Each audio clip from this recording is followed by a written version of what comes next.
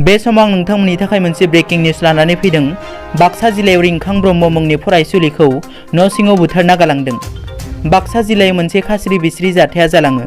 बाक्सा जिल्लानि बरबरि थानानि सिङाव थानाय जपादं 1 नं सनापुर गामिनि मुस्रि सिमल ब्रह्मनि अनजालि फिसाजो 15 बोसोर बैसोनि थरायना रिंखां ब्रह्मखौ थांनाय सनिबार खालिनि बेलासि समाव रावबो गैयैनि खाबु लानानै न' सिङाव गबो हाथियारजों गोदोनायाव जोखोम खालामना जिउ फोजोबना गालाङो सोरबा सिनाय मोनै दुथाङा। बे खास्रि बिस्रि जाथायनि बागै खौरां मोननाय लोगो लोगोनो बरबरि पुलिसा जाथायसालिसिम थांनानै सुलाद लाहैयो आरो गोथै देहाखौ पस्टमर्टमनि थाखाय दैथायहरो। मख'नो गोनांदि बे गिलु बालु जाथाय जानाय समखिनियाव साखाथिनि न'खरावबो रावबो गैयामोन होनना मिथिनो मोननाय जादों आरो बरबरि पुलिसा बे जाथायजों लोब्बा थानाय दायनिगिरिखौ हमनो संदानगासिनो होनना मिथिनो मोननाय जादों। बबेखानि बे जाथायनि उनाव ओनसोलनाङै गिख्रंथाव थासारि सोमजिदों।